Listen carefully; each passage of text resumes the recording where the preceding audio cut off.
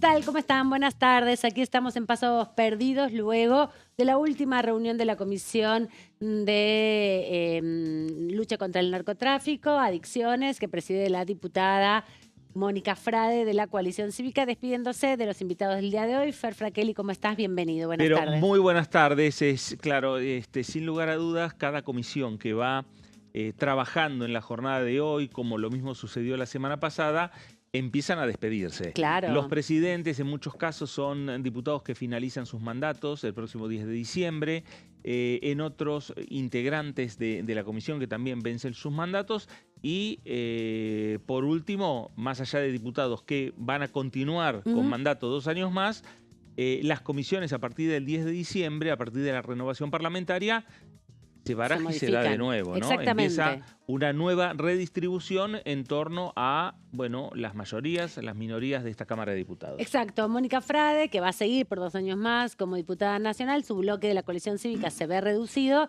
entonces es más complicado que los bloques pequeños logren, por más que estén en interbloques, la presidencia de alguna comisión, más allá que la lleven adelante. Comisiones informativas, hay que decir, Exacto. porque ya la semana pasada venció el plazo para dictaminar, pero despidiéndose del año, haciendo reuniones con especialistas para instalar temas en la agenda. Lo dijo la diputada al cerrar.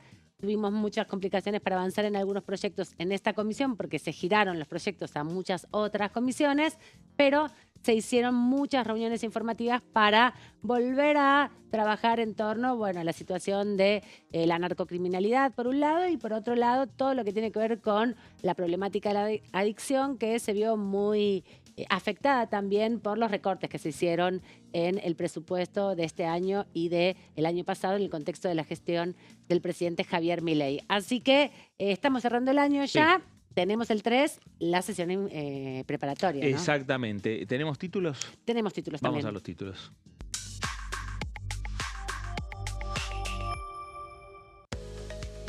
Sesión preparatoria el 3 de diciembre, próximo miércoles a las 13 horas, jurarán los nuevos diputados y se elegirá al presidente de la Honorable Cámara de Diputados de la Nación.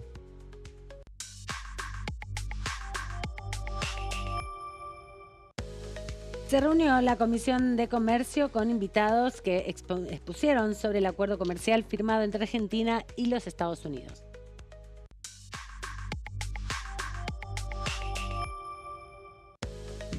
Comisión de Asuntos Municipales debate con invitados sobre el régimen tributario de municipios.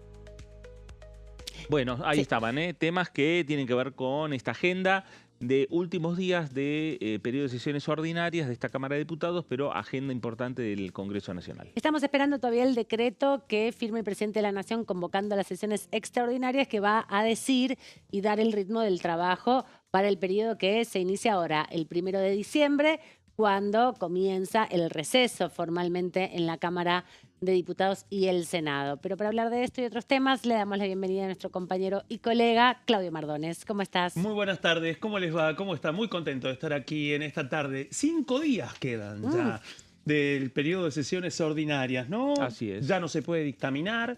Señales políticas muy importantes. Una la aportaba la diputada Mónica Frade. Bien decían ustedes en el comienzo del programa. La coalición cívica asiste a partir del 10 de diciembre a una de sus expresiones más pequeñas desde que Elisa Carrió jugó un rol determinante en este recinto. A partir del 10 de diciembre, 2 serán los escaños del bloque de la coalición cívica y también un balance político porque la diputada Frade apuntó también al Senado y cuestionó a los senadores, especialmente por no cuidar la salud mental de los argentinos. Y también se cierra otro capítulo, especialmente con las dudas que planteó la coalición cívica respecto a las apuestas online. Recordemos que hubo una gran presión para conseguir la media sanción en la Cámara Baja y en la Cámara Alta. Bueno, el tema languidece y finalmente 0 para la posible reglamentación de las apuestas online y un poroto a favor del lobby de las empresas vinculadas a las apuestas online.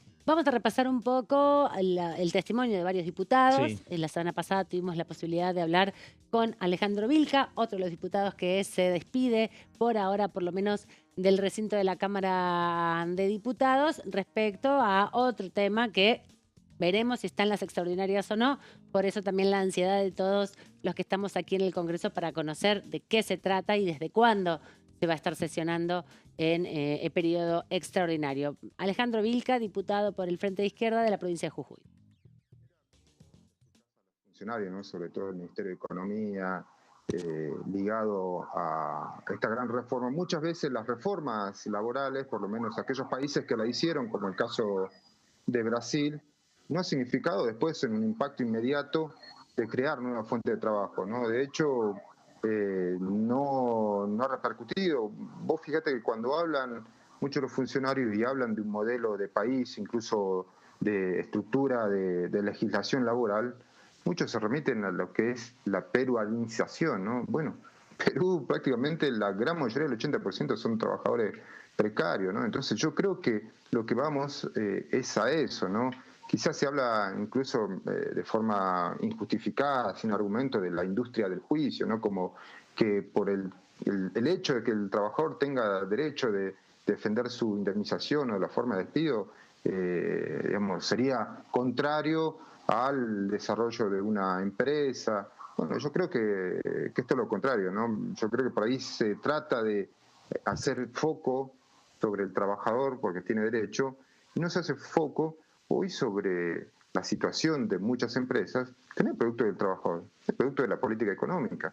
Y esto un poco lleva a interpelar, ¿no?, a muchos empresarios que, supongamos, la apertura indiscriminada de la economía, de la entrada de productos importados, ha hecho que muchas empresas hayan quebrado, ¿no? La otra vez tuvimos ahí una zona sur con una empresa de cerámico que ha quebrado, varias empresas en el interior y economía regional que también quiebran porque entran productos de Brasil, de Paraguay, de Chile, de Bolivia, a precios mucho más baratos, ni que hablar de China, ¿no? Entonces eso está llevando a una quiebra de muchas empresas que no están por ahí, digamos, no hay ningún grado de protección y bueno, es lamentable cómo cae la economía, bueno, pero más que la culpa o responsabilidad del trabajador por tener derecho, creo que es responsabilidad también de una política económica que muestra que ha fracasado y eso es lo que por ahí se intenta justificar y decir, no, es el trabajador que tiene mucho derecho, que tiene indemnización, que tiene vacaciones, que tiene 8 horas de trabajo. Bueno, parece que estaríamos retrocediendo a principios de siglo, donde por ahí no se tenía estos derechos. Bueno, yo creo que va a implicar un gran debate y que la problemática muchas veces, ¿no?, y esto para terminar, por el hecho que vos planteabas de la precarización laboral, es que la precarización laboral es lo que quiere el trabajador, ¿no? ¿Qué trabajador no le gustaría tener obra social, aporte jubilatorio, seguro, ART, tener un trabajo estable? No, a todos les gustaría. El problema es que son los empresarios que se aprovechan de la necesidad económica para contratar más trabajo en negro y que si hasta ahora eso no se ha denunciado y es una estafa laboral, ha sido producto de los ministerios de trabajos provinciales, nacionales que han dejado pasar y que creo que ahora el gobierno intenta supuestamente normalizar y decir, le damos un marco legal a lo que ya existe, cosa que para nosotros es aberrante, sino que al contrario, ¿no? Hay que tratar de darle un sustento legal a muchos de esos trabajadores precarizados, comenzando por el pase a planta permanente y sobre todo todos los derechos sociales y sindicales, ¿no?, y un salario digno, ¿no? Bueno, ahí estaba una primera parte de Alejandro Vilca, el diputado del Frente de Izquierda que deja su banca el próximo 10 de diciembre, que va a asumir en la provincia de Jujuy su banca como legislador provincial, del que fue electo en las elecciones de medio término que se hicieron en la provincia del norte. Y, por supuesto, habló también respecto a dos comisiones que estuvieron trabajando y una de ellas que continúa trabajando hasta el próximo 9 de diciembre, que es la comisión investigadora por el caso del fentanilo adulterado. También otra comisión investigadora en esta Cámara de Diputados, la comisión Libra, que también ya concluyó su tarea, pero el diputado Vilca también hizo un balance sobre estos temas. Sí hemos visto algo, por lo menos la primera percepción que uno se tiene, que el gobierno ha tratado de quitarle importancia, el rol a temas que han sido cruciales, ¿no? Primero lo del fentanilo, que ha sido, bueno, la muerte de muchas personas, ¿no?, por contaminación, adulteración de fentanilo, que ha sido un caso grave. pero que ha tenido responsabilidad del Estado, ¿no? La verdad, primero eso es gravísimo, pero que el gobierno le ha quitado el cuerpo. Y después el caso de la estafa Libra, ¿no? Que en estos días llegó a las conclusiones justamente lo que ya muchos sectores de la oposición decían, ¿no? El vínculo del gobierno, el vínculo de Mauricio Novelli, de Godoy, de Morales, de Jaime Davis y otros tantos que habían colaborado, ¿no? En esta estafa. Y bueno, que se ha llegado a las conclusiones donde, bueno, las comisiones van a enviar estos datos o digamos, o todas las pruebas que tienen al juez, ¿no? Pero lo que vemos es que el gobierno ha buscado, como te decía, quitarle el cuerpo, la importancia, no porque no sea real, ¿eh? Ojo, estos datos se han comprobado de la responsabilidad del Estado y los vínculos con la Casa Rosada, con el círculo íntimo de Javier Milei, y sobre todo en esta estafa de las criptomonedas con Karina Milei, ¿no? Pero el gobierno ha tratado de que esto no trepe, y yo creo que en última instancia lo que busca es impunidad, ¿no? Vamos a ver ahora si esto llega a la justicia, si algún juez lo toma, va hasta el final, pero esto, como nosotros decíamos, no solamente se tiene que detener acá, sino que tiene que avanzar a un juicio político. El gobierno tiene muchos escándalos sobre sus espaldas, bueno, la verdad que es grave, pero bueno, el labor que hemos realizado, ¿no? Muchos bloques en estas comisiones ha sido importante. Yo creo que sobre todo en el sentido de tratar de mostrarle a la gente que hay sectores que lo que buscan es sobre todo la verdad, ¿no? Y algo que este gobierno ha tratado de ocultar o ha puesto muchas trabas para que por lo menos esto se dé a conocer, ¿no? Hemos visto ahí en esta última sesión que incluso cuando se estaba transmitiendo se cortaba la transmisión, pero bueno, son cosas que por ahí van a tratar de taparlo y seguramente, bueno, vamos a ver si esto es retomado con la nueva composición del Congreso, porque consideramos nosotros que no tiene que quedar impune, ¿no? Más un gobierno que ha tomado como bandera y siempre apuntaba al otro como los chorros, delincuentes. Bueno, yo creo que es una responsabilidad en estos dos casos, sin hablar los diferentes casos, ¿no? De Español, el Andis, bueno, los vínculos con Fred Machado que envuelve a todo el Ejecutivo, y creo que eso por lo menos desde la izquierda o de los bloques opositores hemos tratado de ponerlo sobre el tapete como una de las problemáticas importantes que tiene este gobierno y que tiene que dar explicaciones al Congreso, ¿no? Está prevista también una nueva reunión de la Comisión por el Fentanilo Contaminado para estos próximos días. Esperan la presencia mañana, 9 de la mañana. Sí, del ministro de Salud, Lugones, que hay que ver si finalmente viene o no viene. No viene. Ya está confirmado, pero no viene. 4 veces lo que citaron de esta comisión. 4 veces ya. Exactamente. Sí, y falta la voz del el Ejecutivo, porque estuvo el juez, estuvieron los familiares, estuvieron incluso desde los organismos de supervisión planteando, respondiendo las preguntas que hizo la propia comisión investigadora, pero el ministro todavía no ha venido. Claro, la información que tenemos es, no vendría el ministro, sí vendrían funcionarios del ANMAT. Mañana, 9 de la mañana, a la comisión investigadora de fentanilo, que tiene que brindar sus conclusiones el próximo 9 de diciembre. Hablábamos también, lo decía el diputado Vilca, la otra comisión de la que nos va a hablar ahora Claudio, que va a hacer un repaso de lo que fue la actuación de la comisión investigadora respecto a la estafa con la criptomoneda Libra, que concluyó la semana pasada su trabajo con la presentación de un informe. En una situación, Claudio, bastante complicada porque, bueno, acceder al informe no es tan sencillo, ¿no? Bueno, tenemos que decir que parte de esto es, bueno, un capítulo de la historia parlamentaria argentina. La Comisión Investigadora Libra, los vaivenes que pasó en esta comisión, que tuvo 2 momentos, y ahora que quedan 5 días del periodo de ordinarias, bueno, este periodo de ordinarias tiene en su historia el proceso de la Comisión Investigadora del caso Libra.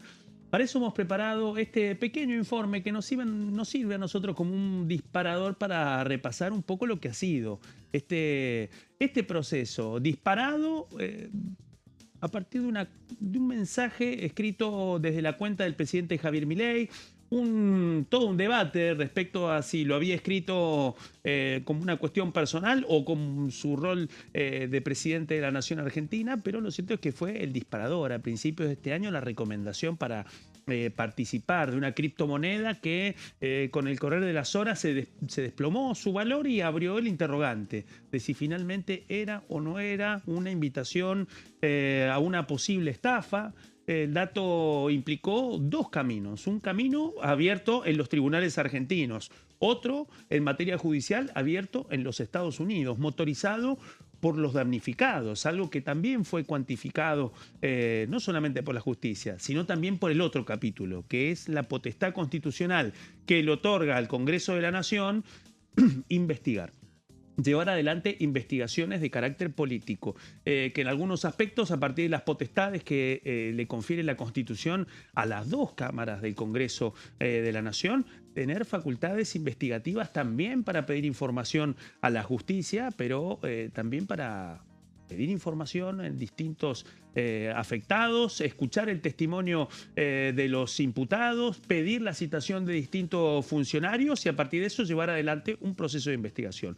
En el caso de lo que sucedió con el caso de la criptomoneda Libra, dos capítulos. El primer capítulo se abre el 9 de abril, fue cuando el recinto de la Cámara de Diputados aprobó la creación de esta comisión. Uno dice, pero ¿cómo? ¿Se remonta a los últimos meses? Una parte.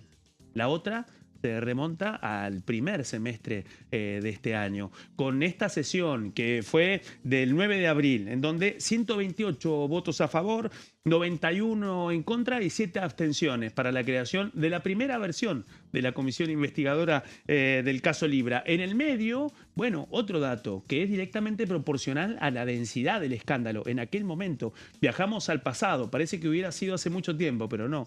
Fue en abril de este año. En abril de este año, en donde no solamente se concretó la creación de esta comisión investigadora con algunas fallas de origen, sino también con el otro dato muy importante. Y ese dato se inscribió el 29 de abril con la interpelación del entonces jefe de gabinete Guillermo Francos. En el marco del artículo 71 de la Constitución Nacional fue convocado a dar explicaciones.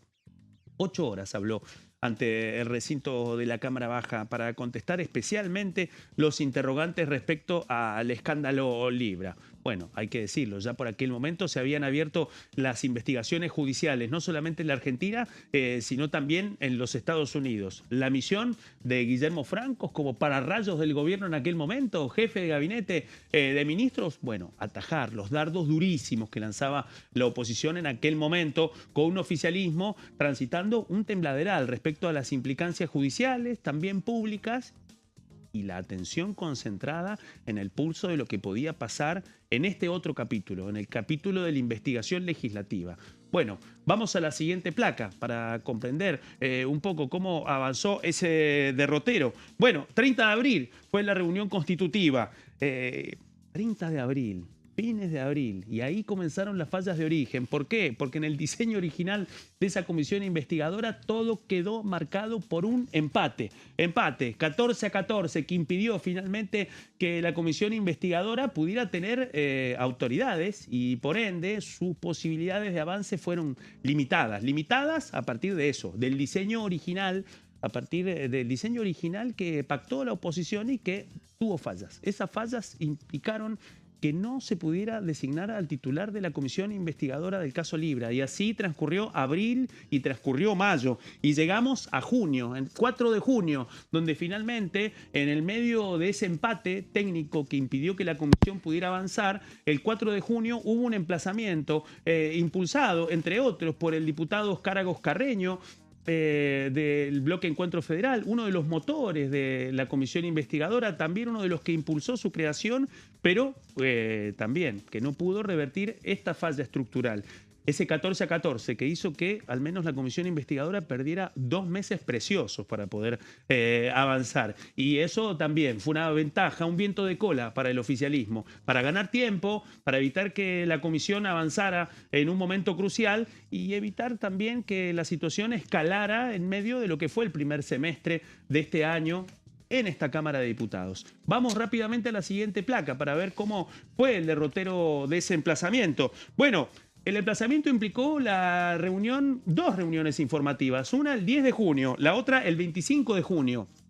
Ambas, con ese empate 14-14 a cuestas, implicó que fueran presididas por el secretario parlamentario, Adrián Pagán, que ofició el funcionamiento de la comisión, al menos en clave informativa, para escuchar distintos testimonios y también los hallazgos que habían hecho algunos legisladores, como Agos Carreño, a partir de la información conseguida en los Estados Unidos, mientras se sustancian los expedientes que investigan la criptomoneda Libra en los Estados Unidos y que tienen un foco casi olvidado. Me refiero a Mark Hayden Davis, a la figura que es investigada en los Estados Unidos, que aparece como uno de los factotums de la criptomoneda Libra, que estuvo con el presidente Javier Milei y que en algún momento fue el foco de la investigación.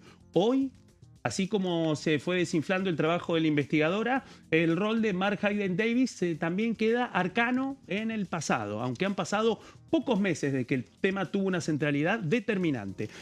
Vamos rápidamente a la siguiente placa, y es para terminar de repasar lo que terminó de suceder. El 21 de agosto, el recinto reforma el reglamento de esta comisión por 138 votos a favor, 91 negativos y 7 abstenciones. El 28 de agosto, finalmente pudieron designarse las autoridades que tuvieron a Maximiliano Ferraro como el presidente de la comisión investigadora. Una salida por arriba de un laberinto que, por el diseño del reglamento anterior, había implicado un estancamiento.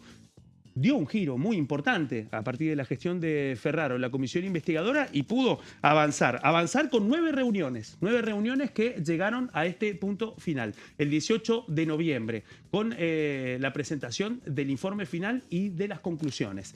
¿Qué sabemos de lo que ha pasado en la justicia? Bueno, algunos datos han quedado en evidencia a partir de la celeridad de la comisión investigadora, como por ejemplo que la investigadora consiguió respuestas en 15 días de algunas billeteras electrónicas que, según la justicia y según el fiscal Eduardo Tayano, habían demorado meses en entregarle la misma información.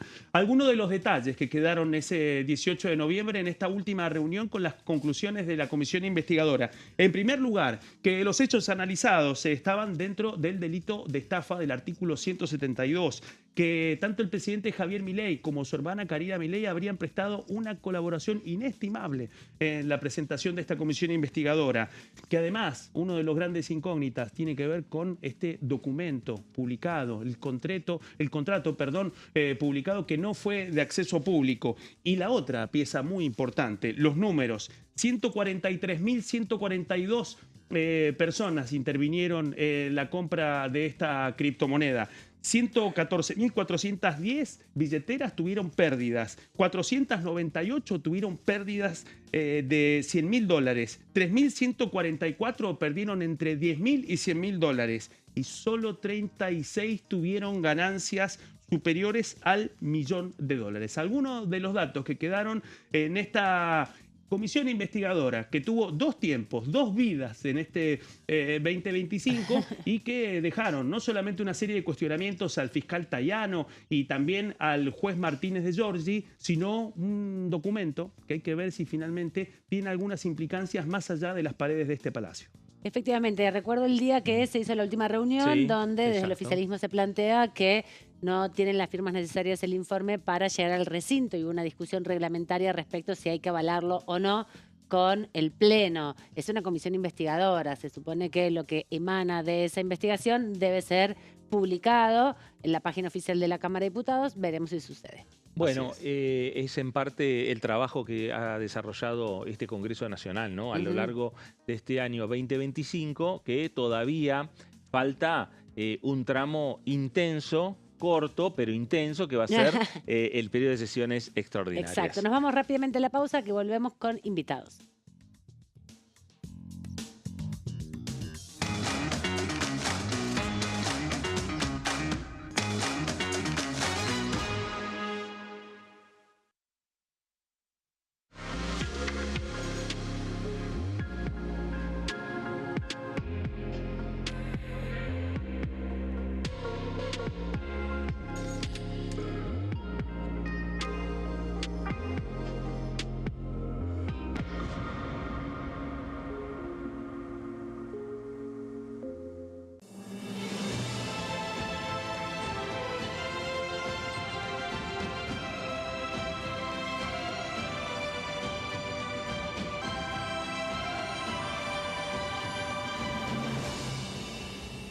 Bancada, de lunes a viernes, 13 horas.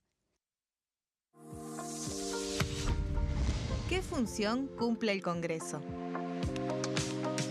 El Congreso ejerce su función legislativa a partir de la deliberación y sanción de leyes que busquen el bien común de todos los habitantes. Durante 2024 se sancionaron 44 normas de enorme trascendencia, como la Ley Bases y Puntos de Partida para la Libertad de los Argentinos, la Ley de Medidas Fiscales Paliativas y Relevantes y la Boleta Única de Papel. La Constitución Nacional determina las atribuciones del Congreso, las cuestiones sobre las cuales puede y debe legislar, así como sus limitaciones. También establece la relación entre los distintos poderes, que es fundamental para equilibrar el sistema republicano. Además de legislar, el Congreso tiene la función de ejercer el control del Poder Ejecutivo. Entre otras atribuciones, ese control incluye el pedido de informes, las interpelaciones, la actuación de la Auditoría General de la Nación, dependiente del Congreso, la posibilidad de solicitar juicio político y la aprobación de las cuentas de inversión. Desde la reforma constitucional de 1994, el jefe de gabinete de ministros tiene la obligación de concurrir periódicamente al Congreso para informar acerca de la marcha del gobierno. Este informe se realiza alternadamente en cada Cámara del Congreso.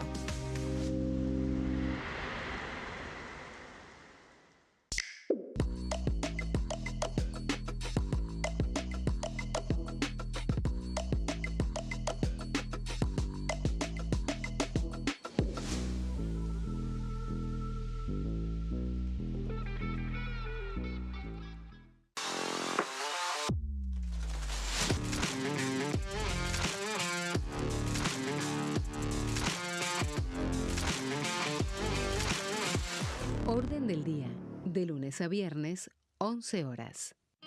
El sarampión es una enfermedad viral altamente contagiosa. Que no juegue con tu hijo. Puede poner en riesgo especialmente a menores de 5 años no vacunados. Ante la aparición de fiebre y manchas rojas en la piel, consulta de inmediato con un médico. La vacuna es la única forma de prevenirlo y es parte del calendario nacional de vacunación. Es segura, gratuita y está disponible en vacunatorios, centros de salud y hospitales públicos del país. Vos ya tenés esta vacuna. Dásela a tus hijos. Elegí prevenir.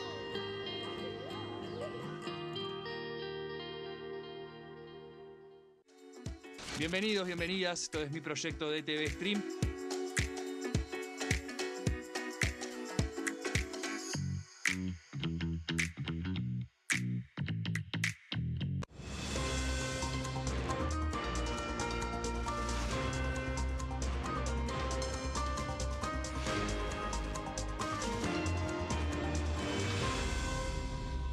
Consenso, de lunes a viernes, 12 horas. ¿Qué función cumple el Congreso? El Congreso ejerce su función legislativa a partir de la deliberación y sanción de leyes que busquen el bien común de todos los habitantes. Durante 2024 se sancionaron 44 normas de enorme trascendencia, como la Ley Bases y Puntos de Partida para la Libertad de los Argentinos, la Ley de Medidas Fiscales Paliativas y Relevantes y la Boleta Única de Papel. La Constitución Nacional determina las atribuciones del Congreso, las cuestiones sobre las cuales puede y debe legislar, así como sus limitaciones. También establece la relación entre los distintos poderes, que es fundamental para equilibrar el sistema republicano. Además de legislar, el Congreso tiene la función de ejercer el control del Poder Ejecutivo. Entre otras atribuciones, ese control incluye el pedido de informes, las interpelaciones, la actuación de la Auditoría General de la Nación, dependiente del Congreso, la posibilidad de solicitar juicio político y la aprobación de las cuentas de inversión. Desde la reforma constitucional de 1994, el jefe de gabinete de ministros tiene la obligación de concurrir periódicamente al Congreso para informar acerca de la marcha del gobierno. Este informe se realiza alternadamente en cada Cámara del Congreso.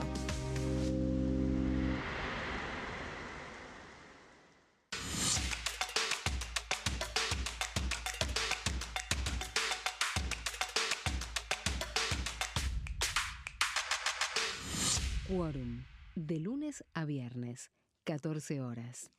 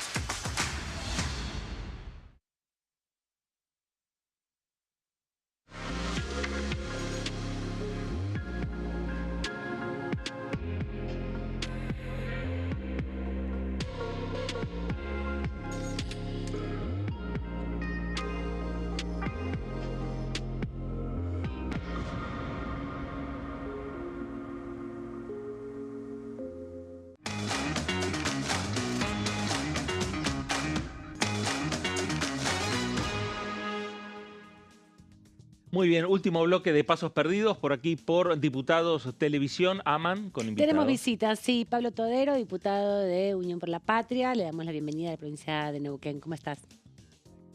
Saludo a todo el equipo y por supuesto a toda la audiencia.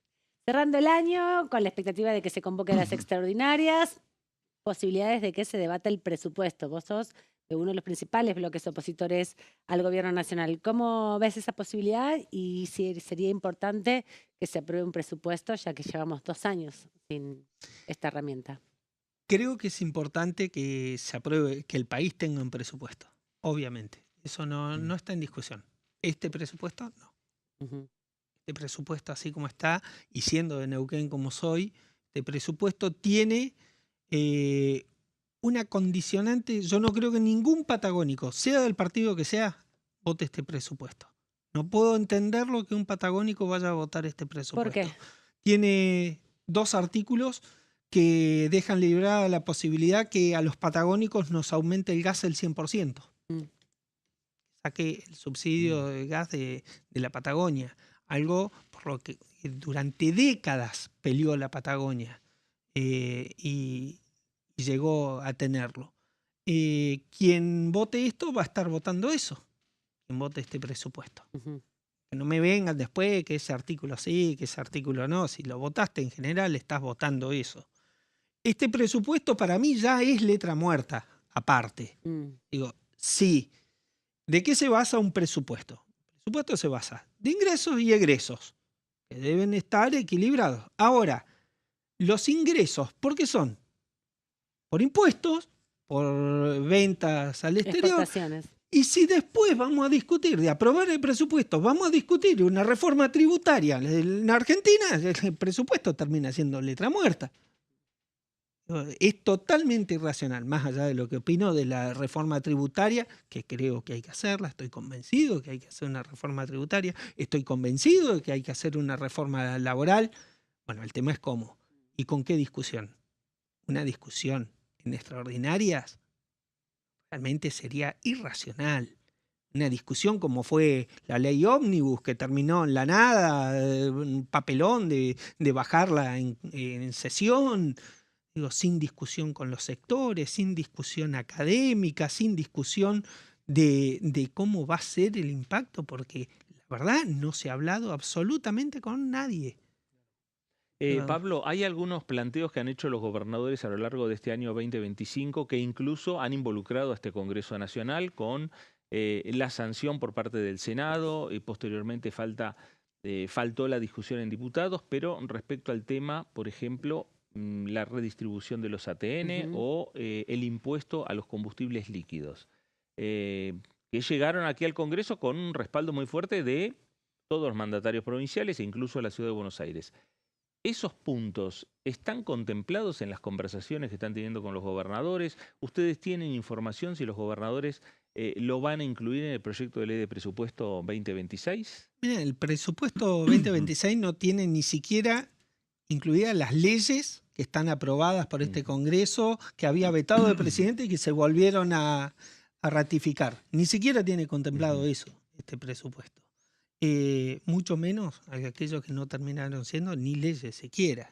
Yo lo que veo es que en gran parte de los gobernadores del país, con algunas excepciones, el gobernador de la provincia de Buenos Aires, Axel Kicillof, Quintela, el gobernador de La Pampa, la verdad que el presidente los ha usado de trapo de piso, los gobernadores. Han tenido una genuflexia descomunal ante una afrenta y continuo dejarlos de lado, no consultarlos, hacer lo que quiere y por otro lado sin darle obra, sin transferirle los recursos que debía legalmente transferirle. Realmente no lo entiendo la posición de gran parte de los gobernadores del país. Digo, y este presupuesto no es otra cosa, no tiene absolutamente nada, no tiene obras, no tiene recursos que son genuinos de las provincias, ni hablar si siguen haciendo lo que están haciendo con las leyes como la de impuesto a los combustibles líquidos. ¿Verdad? Que no entiendo qué es lo que negocian los gobernadores. Ahora, diputado, en este contexto, después de las elecciones del 26 de octubre, bueno, aparece la figura de Diego Santilli, por una parte, como una figura que le permite al oficialismo resolver la situación en provincia de Buenos Aires y hoy es ministro del Interior. Recorre distintas provincias, se encuentra con gobernadores, ya hubo una reunión con el gobernador Rolando Figueroa. ¿Cree que el gobierno libertario busca tener un trato preferencial con la provincia de Neuquén y especialmente con Rolando Figueroa? A ver, ¿debería el gobierno darle una mano o hacer algo con Neuquén? Porque si hay alguien que ha apoyado absolutamente en todo el gobierno nacional, ha sido el gobierno de la provincia de Neuquén. El gobernador Rolando Figueroa ha sido incondicional para con el gobierno nacional. Con lo cual, estimo que la lógica sería que el gobierno nacional le diera algún beneficio a eso. Hasta acá no lo hemos visto. Que la provincia de Neuquén haya tenido algún beneficio de acompañar hasta con la senadora que le desempató, hasta con sacarla de esa senadora para que no se traten cosas, con su diputado acompañando en absolutamente todo al gobierno nacional, debería tener algún rédito para la provincia. Hasta acá no se vio. La situación de la provincia de Neuquén es totalmente exógena al gobierno nacional, a la política del gobierno provincial. Es una cuestión de un commodity como es el petróleo, que de una política que viene de varios años acá, que ha desembocado en esta producción que ya venía siendo creciente a partir de 2022 para acá y va a seguir hasta 2031, 2035. Es una política que, más allá de lo que haga el gobierno nacional, haga el gobierno provincial y quienes estén, va a seguir funcionando. ¿Y el RIGI en ese sentido no tuvo ninguna incidencia? Porque mucho se habló de la relación con el RIGI. En lo más mínimo, no tiene, y lo dije en la comisión de presupuesto, el RIGI lo único que se puso sobre Vaca Muerta es la terminación del gasoducto, el VEMOS, que es Vaca Muerta Sur, del oleoducto, perdón, el VEMOS, que es el Vaca Muerta Sur, que acaba de llegar a la costa de Río Negro, que ya venía, se había proyectado, ya se había iniciado sin RIGI.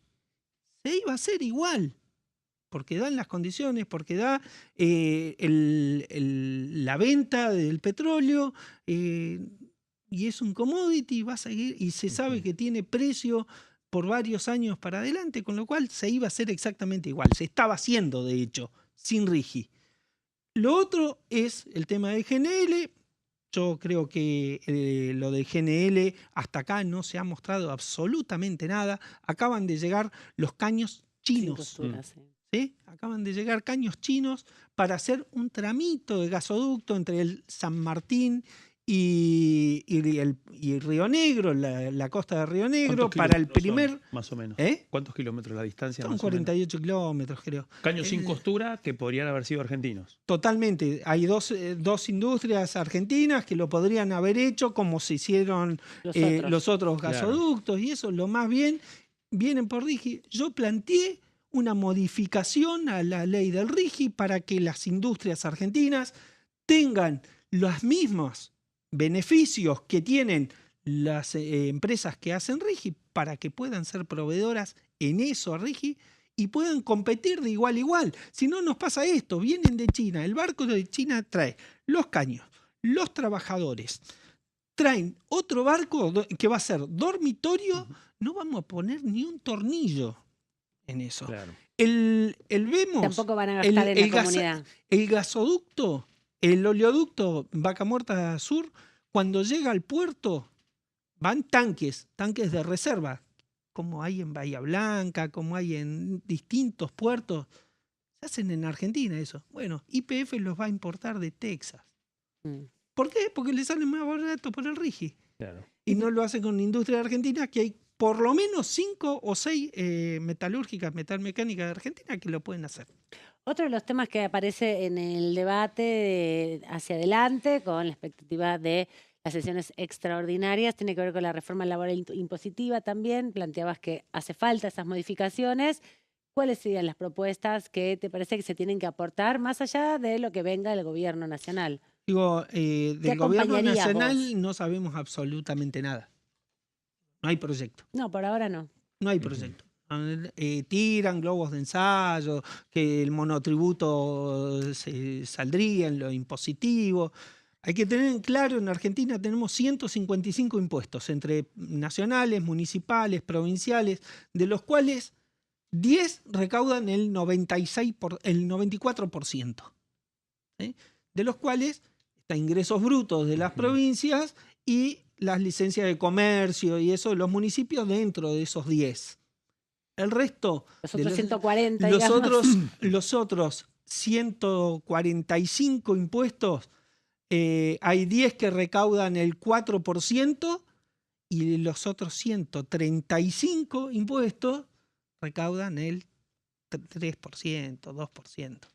La verdad que es irracional. Ahora, tenemos una constitución, tenemos un país federal, tenemos autonomía de las provincias y de los municipios para cobrar impuestos. Digo, no podemos dejar de lado eso y no puede ser una comisión en extraordinarias del Congreso que defina que se terminaron, que quedamos con estos 10 impuestos porque son los que recaudan y a ver cómo lo modificamos. Digo, ¿a qué municipio le vamos a hacer sacar si no hay acuerdo de los 2.500 intendentes del país? ¿A qué provincia le vamos a hacer sacar un impuesto si no hay acuerdo de los 23, 24 intendentes, gobernadores? Y se necesita, están planteando ustedes, Pablo, un debate más amplio y un debate que exceda lo que es el tiempo de las sesiones extraordinarias. Pero sería irracional y duraría poco y nada. Acabo de decir, es una cuestión constitucional, la potestad de cobrar impuestos, tasas, eso la tienen por constitución las provincias y los municipios. O sea que si se hace una modificación a nivel nacional, no va necesariamente a impactar en los impuestos municipales y de las provincias, digamos. Podés modificar lo nacional, ya te digo, con 8 impuestos, dentro de los primeros 10, con 8 impuestos de los nacionales está recaudando la mayoría de lo que recauda. Podés eliminar 100 impuestos. Pero digo, y no le cambiás dentro de lo nacional, digo, modificando lo nacional. Luego, los impuestos provinciales, municipales y todo eso, tiene que llegar a un acuerdo. Claro. No puede ser... ¿No cree que falta un pacto fiscal, digamos, en este momento? Un pacto fiscal, un pacto nacional, donde estén de acuerdo todos los intendentes y estén de acuerdo los gobernadores. ¿Pero es posible eso? Digo, porque también la tensión política que hay muestra que es difícil ponerse de acuerdo entre el oficialismo y los distintos sectores de la oposición. ¿Cuánto va a durar y qué reforma va a ser? Digo, ¿qué reforma impositiva va a ser si no está todo esto incluido? Digo, sacar una tasa como tienen, por ejemplo, los municipios turísticos. Digo, es uno de los impuestos que existe. Sí. Digo, ¿qué te va a decir Bariloche? ¿Qué te va a decir Martín? No, bueno, el bueno, foco digo, va a estar puesto en los o los ingresos municipios brutos, ¿no? que lo tengan, o los En bueno, ingresos brutos es sería. el cuarto impuesto a nivel país, Claro, por eso. más recauda. Claro. Bueno, digo, es necesario que esa discusión se dé muchísimo más amplia en el país y con un consenso. Vuelvo a decir, estoy de acuerdo en una modificación impositiva tributaria en Argentina. Totalmente de acuerdo. Pero no se puede dar en 4 comisiones en extraordinarias. Pablo, hoy se reunió la Comisión de Comercio, que presidida por Tomás Ledesma, donde hubo varios invitados, donde participaron diputados de distintos bloques. El bloque de Unión por la Patria dejó en claro, y me parece que oficialmente la primera vez que lo hacen, que el acuerdo con los Estados Unidos, el acuerdo comercial que se está anunciando, trabajando entre los dos países, tiene que pasar por aquí, por el Congreso Nacional. Sí, nosotros creemos que sí, porque tiene muchísimas materias que implican modificaciones y cosas que son potestad del Congreso de la Nación. Más que claro, que se tiene que discutir en el Congreso de la Nación. Ahora, también quedó en claro en esa comisión, expresado por los sectores, puntualmente de la industria, que realmente es complejo y que puede llevar, y nadie está diciendo de no hacer un acuerdo con Estados Unidos. ¿Cómo que no? Por supuesto que sí. Estados Unidos, con Canadá, con Inglaterra, con Alemania, con China, con todo el mundo hay que hacer acuerdos, por supuesto. Esto no implica que unos sí, otros no, que buenos y malos. Argentina tiene que tener esa posición de poder negociar y comerciar con cualquier país del mundo. Y por supuesto, Estados Unidos es una potencia, la primer potencia mundial, y es importantísimo hacer un acuerdo comercial con Estados Unidos. Ahora bien, que sea de reciprocidad, que no sea todo para un lado y beneficios para un solo lado y para el otro absolutamente nada. Esas cuestiones tenemos que verlas. Hasta acá nosotros vemos que en materia de industrial, en materia de beneficios, esto pasa lo que recién dije del RIGI. Para Argentina, para la industria argentina, absolutamente nada. Ahora, diputado, bueno, su bloque ya ha planteado, tiene que pasar el acuerdo con los Estados Unidos por el Congreso. En el gobierno dicen, hay algunas partes que deberían pasar, otras no, y ahí se abre un capítulo muy importante. Pero ahí yo le quiero preguntar, ¿cree realmente que hay una parte del acuerdo que se puede aplicar sin pasar por el Congreso? En el gobierno dicen que sí, que posiblemente todo se resuelva una parte en diciembre y que después viene la otra parte de diciembre. ¿Qué va a pasar con el Mercosur? Queda la última etapa de la cumbre y viene un diciembre que parece que nos va a agarrar con extraordinarias y con estas dos definiciones. ¿Usted lo ve así?